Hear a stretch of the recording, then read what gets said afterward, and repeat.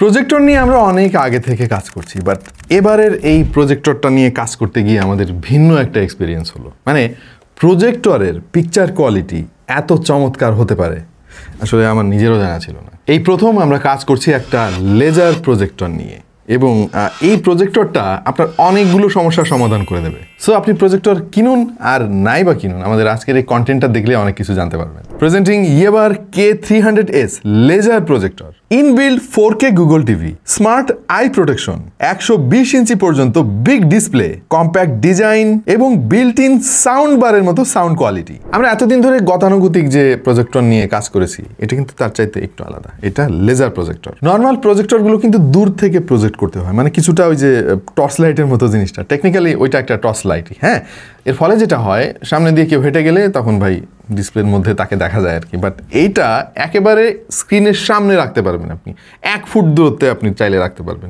যেহেতু জিনিসটা ডিসপ্লের একেবারে কাছাকাছি থাকে, সো কোনো অবস্টাকেলের ঝামেলা নাই। ধন্যবাদ আমাদের আজকের স্পন্সর ফেমাস গ্যাজেটকে, তারা এই প্রজেক্টরটা টেস্ট করার জন্য পাঠিয়েছে আমাদের কাছে। এই মুহূর্তে তাদের কাছে এইটা পাওয়া যাচ্ছে, দাম কত একটু পরে বললি আর কি। আপাতত একটু দেখেন ভাই এটার কোয়ালিটি কেমন, কারণ দাম শুনলে অনেকে আবার না দেখে হাঁটা দিবেন উল্টা দিকে। এই সময় কম, শুরু করো। ভাই একটা জিনিস দেখলে যে কিনতে হবে এরকম কোনো ব্যাপার নাই আসলে। লেজার প্রজেক্টর আমাদের দেশের জন্য বলা যায় যে নতুন আর কি, ইদানিং দেখতে পাচ্ছি অনেক জায়গায় পাওয়া যাচ্ছে, এক সময় পাওয়া যেত না মোটেও।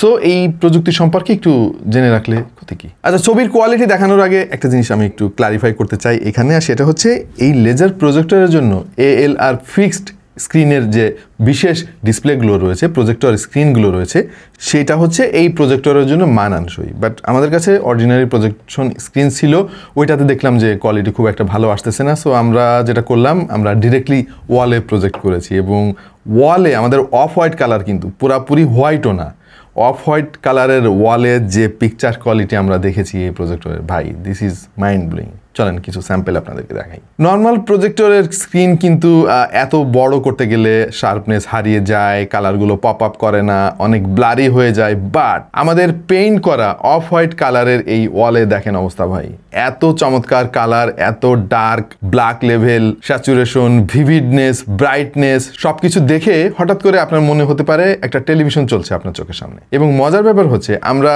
কম পাওয়ারের একটা লাইট জ্বালিয়েও দেখেছি, এর ব্রাইটনেস লেভেলে খুব একটা তারতম্য হতে দেখিনি। মোস্ট ইম্পর্টেন্টলি, লেজার প্রজেক্টর বলতে আমি এর আগে যেটা বুঝতাম যে ওপরের দিকে হয়তো একটু ঘোলা হবে, বাট সেই রকম কোনো কিছু এখনো পর্যন্ত আমরা খেয়াল করি নাই। সামান্য একটু ব্লারি মনে হয় বিশেষ বিশেষ কিছু সিনের ক্ষেত্রে। সো এই প্রজেক্টরটা থেকে আপনি লিটারালি টেলিভিশন মানের এন্টারটেনমেন্ট এনজয় করতে পারবেন। এটা ডিজাইনটা একদম কম্প্যাক্ট এবং লো হাইট টাইপের। এইটা আলাদা করে সিলিং মাউন্ট বা ডিস্টেন্স প্ল্যান করার ডিভাইস না, টিভি ইউনিট বা টেবিলের উপরে বা দেয়ালের একদম কাছে রেখে ব্যবহার করা যায়।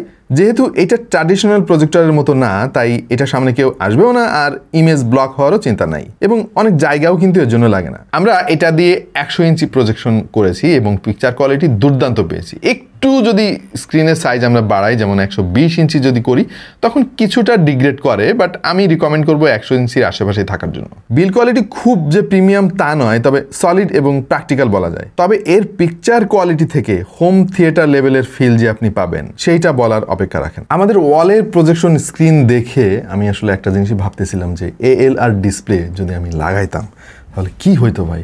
লিটারালি ওইটা একটা টেলিভিশন হয়ে যেত। ALR মানে হচ্ছে অ্যাম্বিয়েন্ট লাইট রিজেকশন, মানে আশেপাশে যদি আলো থাকে ওই আলোটা কিন্তু প্রতিফলিত হয় না ডিসপ্লেতে, যেটা নর্মাল প্রজেকশন স্ক্রিনের একটা দুর্বলতা। আপনারা একটু গুগল করে দেখতে পারেন। সো এই প্রজেক্টরটা যারা কিনবেন, অবশ্যই তারা টাকা পয়সার মালিক, তারা একটা ALR ডিসপ্লেও কিনে নিয়ে এর সাথে।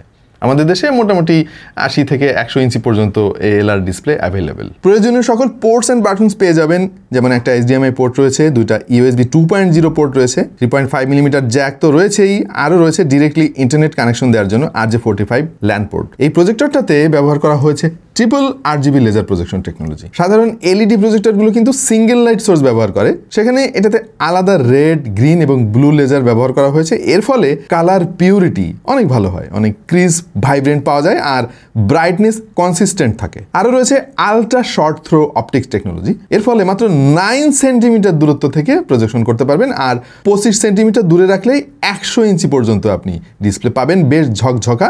অবশ্য ম্যানুয়ালি এটাকে একটু টিউনিং করে আপনি 120 20 ইঞ্চি পর্যন্ত করতে পারবেন। তবে একটা জিনিস আপনার মাথায় রাখতে হবে, এইটার রেজলিউশন কিন্তু ন্যাটিভ 4K না। এই প্রজেক্টরের ন্যাটিভ রেজলিউশন হচ্ছে 1080p, কিন্তু 4K ডিকোডিং সাপোর্ট করে। তার মানে এইটাতে আলট্রা এইচডি রেজলিউশন দেওয়ার বা প্রসেস করার ক্ষমতা রয়েছে। এই প্রজেক্টরটার ব্রাইটনেস হচ্ছে 600 ISO বা 1000 ANSI লুমেন্স, আর কন্ট্রাস্ট রেশিও হচ্ছে 1500:1। এটা কিন্তু ডিম বা মডারেট লাইটিংয়েও বেশ ভালো পারফর্ম করে, আমরা যেটা টেস্ট করে দেখেছি। তবে আপনার স্ক্রিনটা যদি ওয়াল হয় অথবা সাধারণ প্রজেক্টর স্ক্রিন হয়, তাহলে আপনাকে ডার্ক রুমে এটা ব্যবহার করতে হবে, তা না হলে এটার বেস্ট কোয়ালিটি কখনো পাওয়া যাবে না। 150% NTSC কালার গেমোড সাপোর্ট রয়েছে, এর ফলে কালার আরো অনেক ভাইব্রেন্ট, ওয়াইড এবং রিয়েলিস্টিক মনে হয়। আর এতে আরো ব্যবহার করা হয়েছে MEMC, মানে হচ্ছে motion estimation, motion compensation technology. এর ফলে গেমিং আর ফাস্ট মুভিং সিনে কিন্তু আর্টিফিশিয়াল ফ্রেম অ্যাড করে মোশন ব্লার আর স্মুথনেস কমিয়ে দেয়, ফলে শার্প এবং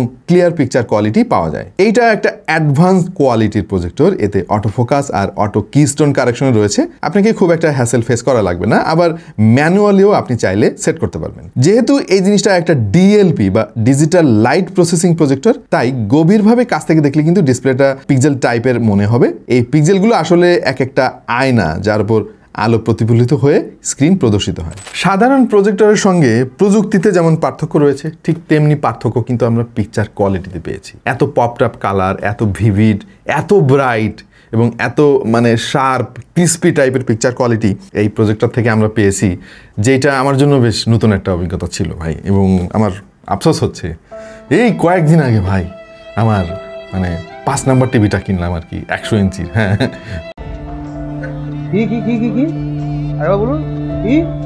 এই কয়েকদিন আগে ভাই আমার মানে 5 নাম্বার টিভিটা কিনলাম আর কি, 100 ইঞ্চির। হ্যাঁ,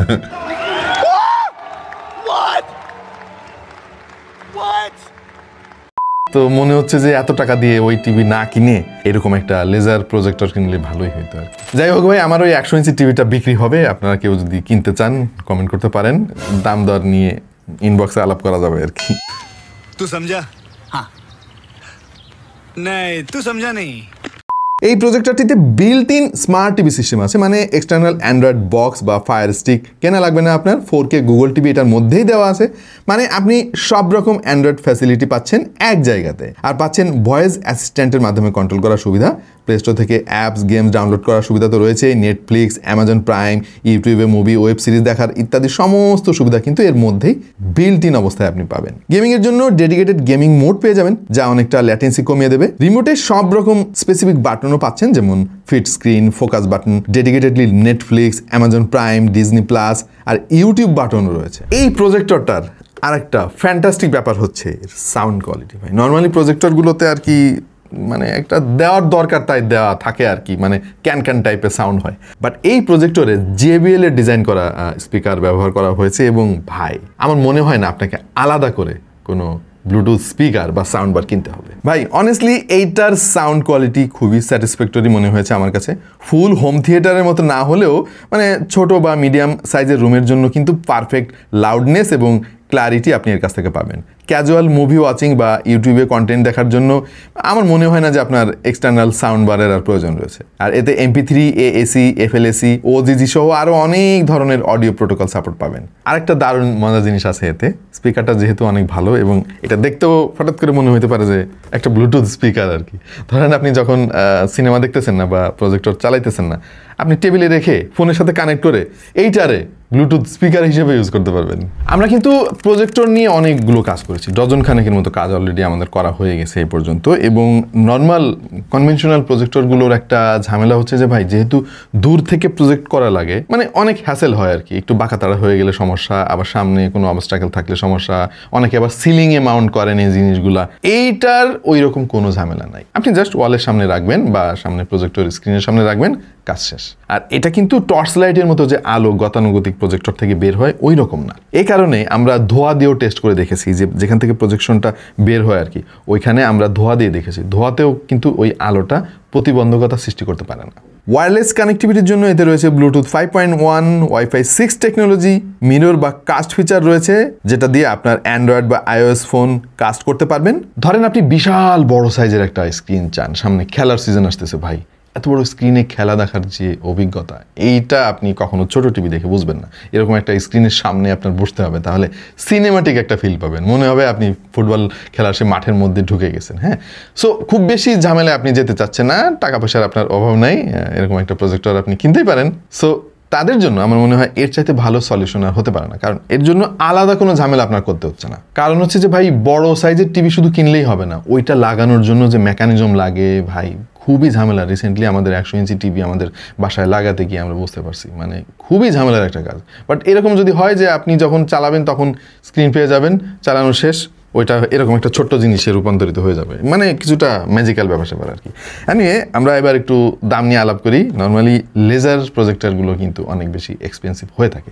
এটা হচ্ছে ইয়েবার ব্র্যান্ডের প্রজেক্টর। আমরা এই ব্র্যান্ডের কাজ আগেও করেছি, তাদের কোয়ালিটি কিন্তু যথেষ্ট ভালো এবং এটা কনস্ট্যান্ট, মানে লম্বা সময় ধরে আপনি এই প্রজেক্টরটা ব্যবহার করতে পারবেন। আমি হিসাব করে দেখেছি, আপনি যদি প্রতিদিনও চালান তাহলেও কমপক্ষে 20 বছর এই প্রজেক্টরটা ইজিলি চালাতে পারবেন, যদি নষ্ট না হয়ে যায়। আর নষ্ট হলেও অসুবিধা নাই, এই মুহূর্তে ফেমাস গ্যাজেটে কিন্তু এটার 1 বছরের ওয়ারেন্টিও রয়েছে। হ্যাঁ বুঝছি, দাম কত আপনারা আসলে জানতে চাচ্ছিলেন আর কি। এখন ব্যাপার হচ্ছে যে ভাই, দামের কথা বলতে একটু ভয় লাগতেছে আমার। লেজার প্রজেক্টর এটার দাম হচ্ছে ভাই 98,700 টাকা আর কি। ভয় পেন না ভাই, লেজার প্রজেক্টরগুলোর দাম এরকমই। আর আমাদের দেশে এই রিসেন্টলি এই টাইপের লেজার প্রজেক্টর অ্যাভেলেবেল হচ্ছে। এইটা আমি বলবো যে লেজার প্রজেক্টরের মধ্যে বেশ কম দামি একটা মডেল আর কি, আর অনেক দামি দামি মডেল আছে, মানে কোটি টাকার উপরেও আছে আর কি লেজার প্রজেক্টরের মডেল। সো যারা শার্প পিকচার কোয়ালিটি চান, প্রজেক্টর হবে অথচ টেলিভিশনের কাছাকাছি কোয়ালিটি হবে, হ্যাঁ অন্তত দূর থেকে, কাছে গেলে অবশ্য আপনি তখন আর বিশ্বাস করবেন না যে প্রজেক্টর আর টিভি কাছাকাছি হইতে পারে। আমার মনে হয় যাদের বাজেট নিয়ে খুব একটা সমস্যা নাই, তারা যদি বিশাল বড় সাইজের প্রজেক্টর চান, এটা বেশ জোস একটা অপশন হতে পারে। আপাতত খুব বেশি কথা বাড়াবো না, আমার কাছে পার্সোনালি অনেক ভালো লাগছে জিনিসটা, বাট দাম আসলে অনেক বেশি, এইটাই একমাত্র সমস্যা। শুধু আমার না, আপনাদের অনেকেরই সমস্যা আমি জানি। বাট যে সমস্ত বন্ধু এই জিনিস কেনার ক্ষমতা রাখে, তাদের সঙ্গে এই ভিডিওটা শেয়ার করে দিতে পারেন। মানে টিভি আবার টিভি না, এরকম একটা ব্যাপার আর কি।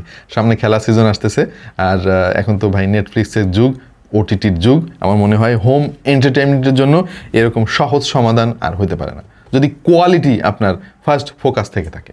আপাতত এ পর্যন্তই, দেখা হয়ে যাবে অন্য কোনো ভিডিওতে ভিন্ন কোনো বিষয় নিয়ে। সে পর্যন্ত সবাই ভালো থাকুন, সুস্থ থাকুন আর দেখতে থাকুন টেক টু দ্য পয়েন্ট।